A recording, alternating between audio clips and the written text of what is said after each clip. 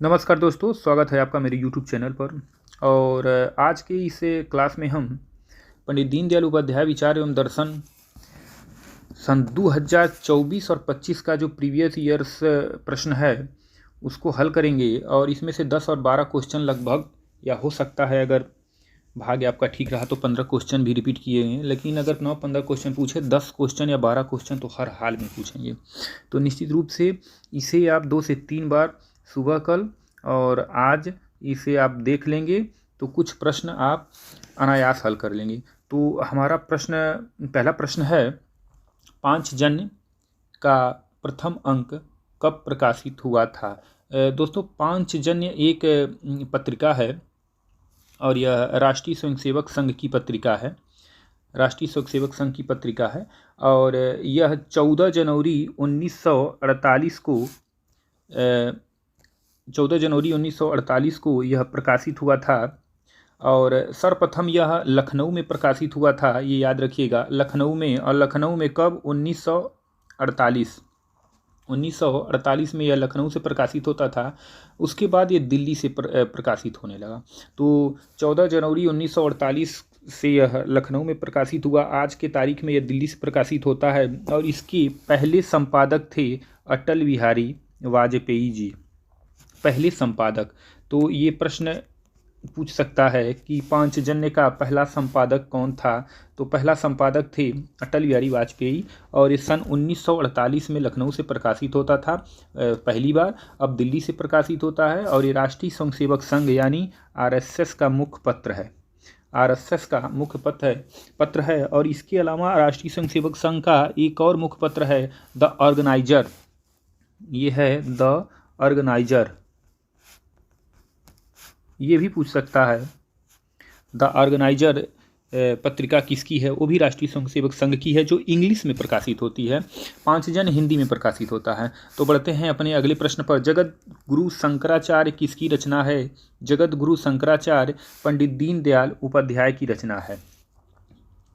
अगला प्रश्न है, मुगल सराय रेलवे स्टेशन का मौजूदा नाम क्या है? मुगल सराय रेलवे स्टेशन का मौजूदा नाम है पंडित दीनदयाल उपाध्याय रेलवे स्टेशन, जो बनारस के निकट है। Pandit Deendayal Upadhyay railway station. चौथे नंबर का प्रश्न है, निम्न में से कौन सा राजनीतिक दल पंडित दीनदयाल उपाध्याय की विचारधारा को मानता है? पंडित दीनदयाल उपाध्याय की विचारधारा को मानने वाला एक ही दल है, भारतीय जनता पार्टी। बढ़ते हैं अगले प्रश्न की तरफ। राष्ट्रधर्म पत्रिका के संपादक थे, राष्ट्रधर्म पत्रिका के संपादक थे माननीय पूर्व प्रधानमंत्री अटल बिहारी वाजपेयी, जिनको भारत रत्न भी दिया गया था। यहाँ मैं लिख दे रहा हूँ, भारत रत्न का पुरस्कार भी इनको दिया गया है।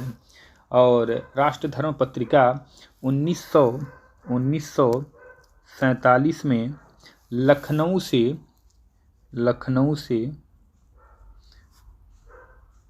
लखनऊ से प्रकाशित होता था, 31 अगस्त 1947। और इसके संपादक थे अटल बिहारी वाजपेयी और पंडित दीनदयाल उपाध्याय निदेशक थे, पहले निदेशक। पंडित दीनदयाल उपाध्याय राष्ट्रधर्म के पहले निदेशक थे। और इस राष्ट्रधर्म पत्रिका के जो प्रबंधक थे, मैनेजर थे, वह थे नानाजी देशमुख, मैनेजर का काम करते थे। अब बढ़ते हैं अगले प्रश्न की तरफ। पंडित दीनदयाल उपाध्याय पर प्रथम डाक टिकट कब जारी हुआ था? तो दीनदयाल जी पर पहला डाक टिकट जारी हुआ था 1978 ईस्वी में। अंत्योदय दिवस कब मनाया जाता है? अंत्योदय दिवस मनाया जाता है 25 सितंबर को और इस दिन पंडित दीनदयाल उपाध्याय का जन्म हुआ था। अब बढ़ते हैं अगले प्रश्न की तरफ। पंडित दीनदयाल जी भारतीय जनसंघ के क्या थे, किस पद पर थे? पंडित दीनदयाल जी भारतीय जनसंघ के सह संस्थापक थे, सह संस्थापक थे। अब यहाँ प्रश्न होता है कि दीनदयाल जी अगर सह संस्थापक थे तो संस्थापक कौन था? संस्थापक जनसंघ का था श्यामा प्रसाद मुखर्जी। श्यामा प्रसाद, ये प्रश्न बनेगा भी, हो सकता है पूछ दे, मुखर्जी इसके संपादक थे और दीनदयाल जी सह संस्थापक थे। अब अगला प्रश्न है, दीनदयाल उपाध्याय के पिता, बिल्कुल सरल प्रश्न है, बहुत बार बताया जा चुका है, भगवती प्रसाद। अगला प्रश्न है, दीनदयाल जी का जन्म मथुरा जिले के इस ग्राम में हुआ था, वो ग्राम कौन सा है? उस गांव का नाम है नगला चंद्रभान। अगला प्रश्न है, अटल बिहारी वाजपेयी जी की मृत्यु कब हुई थी? अटल बिहारी वाजपेयी की मृत्यु हुई थी 16 अगस्त 1918 को। अगला प्रश्न है, दीनदयाल उपाध्याय किस विचारधारा के समर्थक थे? तो दीनदयाल जी समावेशी विचारधारा या एकांत मानववादी विचारधारा के समर्थक थे। बढ़ते हैं अपने अगले प्रश्न की तरफ।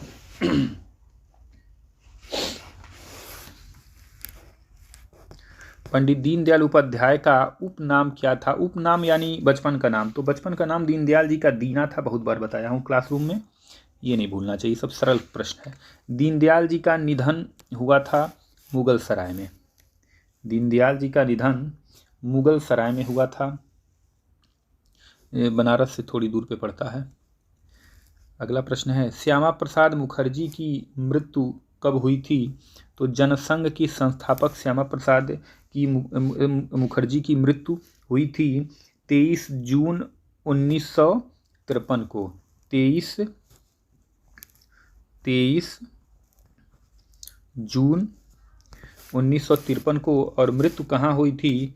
JK यानी जम्मू कश्मीर की जेल में। और मृत्यु नहीं हुई थी, हत्या हुई थी संदेहास्पद परिस्थिति में। अगला प्रश्न है, किस शैक्षणिक संस्था में पंडित दीनदयाल जी ने शिक्षा प्राप्त किया था? ये 4 ऑप्शन जो है इसमें से पहला ही सही है, सनातन धर्म कॉलेज, विक्रमजीत सिंह। अगला प्रश्न है, इंटीग्रल ह्यूमनिज पुस्तक के लेखक कौन हैं? देखिए ये तीनों लोग ही हैं, राघव मोतीदास और बसंतराज पंडित, तीनों लोगों ने इंटीग्रल ह्यूमनिज पुस्तक को लिखा था। और सबसे पहले ये किताब पंडित दीनदयाल उपाध्याय ने ही लिखा है। अगला प्रश्न है, गांधी लोहिया और दीनदयाल के लेखक। गांधी लोहिया और दीनदयाल के लेखक जी परमेश्वरन।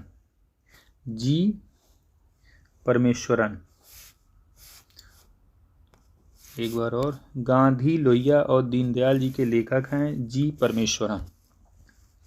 दीनदयाल उपाध्याय गोरखपुर विश्वविद्यालय में पंडित दीनदयाल उपाध्याय की प्रतिमा विश्वविद्यालय के किस प्रांगण में लगी हुई है? अगर आप गोरखपुर विश्वविद्यालय गए होंगे तो जरूर देखे होंगे, कैंपस के प्रशासनिक भवन में, जिसे बोलते हैं AD बिल्डिंग। पंडित दीनदयाल उपाध्याय ने स्वीकार किया है, क्या स्वीकार किया है? सांस्कृतिक राष्ट्रवाद स्वीकार करते हैं। अगला प्रश्न है, पंडित दीनदयाल उपाध्याय ने स्वीकार किया। पंडित दीनदयाल उपाध्याय ने स्वीकार किया, क्या स्वीकार किया? राष्ट्र और राज्य में एकीकरण स्वीकार किया। अगला प्रश्न है, जनसंघ सिद्धांत और नीति किसकी पुस्तक है? ये है पंडित दीनदयाल उपाध्याय की। अगला प्रश्न है, भारतीय दर्शन के अनुसार आत्मा है, आत्मा क्या है? भारतीय दर्शन के अनुसार गीता में भगवान कहते हैं आत्मा अमर है और अजर है, तो सब लोग जानते हैं अमर है।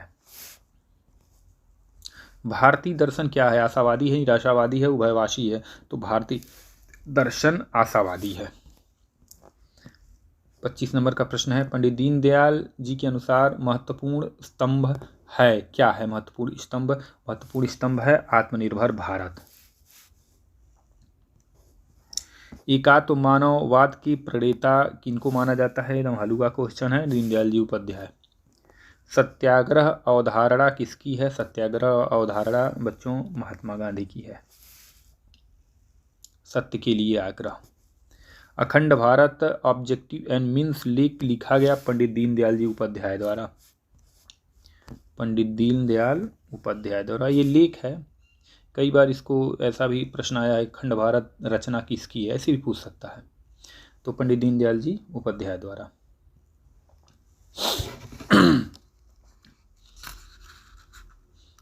अगला प्रश्न है, दीनदयाल जी राष्ट्रीय स्वयंसेवक संघ में कब सक्रिय हुए? तो वह छात्र जीवन में सक्रिय हुए। पंडित दीनदयाल जी उपाध्याय के पिता किस सेवा में कार्यरत थे? बताया जा चुका है, भारतीय रेलवे। पांचजन्य का प्रथम संपादक कौन था? पांचजन्य का प्रथम संपादक माना जाता है वाजपेयी जी को। दीनदयाल जी किस धर्म के अनुयायी थे? अभी भी बताना पड़ेगा, और सनातन धर्म के अनुयायी थे। दीनदयाल जी सनातन धर्म के अनुयायी थे। अगला प्रश्न है, पंडित दीनदयाल जी अखिल भारतीय जनसंघ के अध्यक्ष कब बने? 1968 में बने थे। इसी वर्ष इनकी मृत्यु भी हो गई थी। पंडित दीनदयाल उपाध्याय रचित पुस्तक कौन सी है? चंद्रगुप्त मौर्य भी है, खंड भारत भी है। देखिए खंड भारत लेख है, लेकिन यहाँ दुया है तो ए और बी दोनों होगा, यानी सी होगा। दीनदयाल जी का प्रारंभिक शिक्षा कहाँ हुआ था? दीनदयाल जी का प्रारंभिक शिक्षा हुआ था आगरा में। दीनदयाल उपाध्याय के लिए भारत क्या था? देश था, संघ था, माता था, गुरु था? हम सभी भी कहते हैं भारत माता। सभी देशवासियों के लिए भारत एक माता समान है। अगला प्रश्न है, पंडित दीनदयाल उपाध्याय की मृत्यु हुई थी 1968। निम्न में से पुरुषार्थ नहीं है। कर्म, धर्म, काम और अर्थ। देखिए पुरुषार्थ, धर्म, अर्थ, काम, मोक्ष को माना गया है। धर्म, अर्थ, काम और मोक्ष को माना गया है, तो यहाँ मैं चौथा लिख दे रहा हूँ मोक्ष। कर्म नहीं होगा, यानी ये नहीं होगा। अगला प्रश्न है, निम्नलिखित में से दीनदयाल को उच्च शिक्षा के लिए 10 रुपये मासिक छात्रवृत्ति प्रदान की गई थी? घनश्याम दास बिड़ला द्वारा। कई लोगों द्वारा दी गई थी, लेकिन यहाँ ऑप्शन के अनुसार घनश्याम दास बिड़ला सही होगा। किसने कहा, यदि मुझे 2 दीनदयाल मिल जाए तो मैं भारत की राजनीति का नक्शा बदल दूंगा? ये कहने वाले कौन हैं? ये कहने वाले हैं जनसंघ के संस्थापक श्यामा प्रसाद मुखर्जी। अगला प्रश्न है, दीनदयाल उपाध्याय जी की प्रथम योजना क्या है? तो प्रथम योजना है अंत्योदय। अंत में जो है उसका उदय। दीनदयाल जी इस संघ से संबंधित हैं किससे? मार्क्सवाद से, जनसंघ से या नव संघ से? सही आंसर है जनसंघ से। पंडित दीनदयाल ने भारत के किन किन मुद्दों पर प्रकाश डाला? आर्थिक, सांस्कृतिक, राजनीतिक, उपर्युक्त सभी। सही आंसर है उपर्युक्त सभी। दीनदयाल जी की माता कौन थी? बिल्कुल सरल क्वेश्चन, राम प्यारी।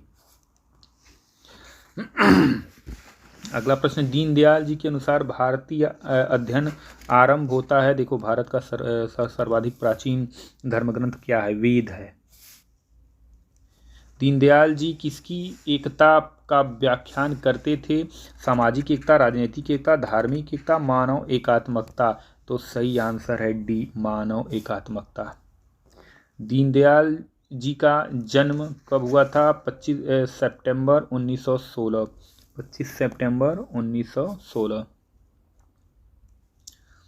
इस पुण्य भूमि पर अनादिकाल से जो प्रजा उत्पन्न हुई तथा आज जो है, उनमें स्थान एवं काल के क्रम में ऊपरी भिन्नताएं चाहे जितनी भी रही हों, उनमें आंतरिक एकता विद्यमान थी। ये कहने वाले कौन हैं? ये कहने वाले और कोई नहीं, पंडित दीनदयाल जी उपाध्याय। निम्न में से किसने राष्ट्र और राष्ट्रीयता एवं चित्त की अवधारणा को सनातन चिंतन परंपरा के आधार पर व्यक्त किया? ये भी कहने वाले पंडित दीनदयाल उपाध्याय। 50 एवं अंतिम प्रश्न, जब एक मानव समुदाय के समक्ष एक मिशन, विचार एवं आदर्श रहता है, वह समुदाय किसी भूमि विशेष को मात्र भाव से देखता है तो वह राष्ट्र कहलाता है। ये कहने वाला कौन? ये कहने वाले हैं अपने पंडित दीनदयाल उपाध्याय। तो बच्चों 50 क्वेश्चन का ये सेट पूरा हुआ और निश्चित रूप से 10 प्रश्न इसमें से आएंगे, मेरा दावा है। इसे 2 से 3 बार जरूर देखिएगा। तब मिलते हैं कल। कौन सा आया है कौन सा नहीं आया है, ठंडे दिमाग से आप देखिएगा। प्रश्न पत्र मिले तो कायदे से पहले पढ़िएगा, शांत दिमाग से। जो नहीं आ रहा है उस पर टिके मत रहिएगा, आगे बढ़िएगा। और जो प्रश्न नहीं आएंगे उन्हें अंतिम 10 मिनट 15 मिनट में आप विचार से सोच विचार कर करिएगा। चलिए मिलते हैं अपने अगले वीडियो में, तब तक के लिए नमस्कार।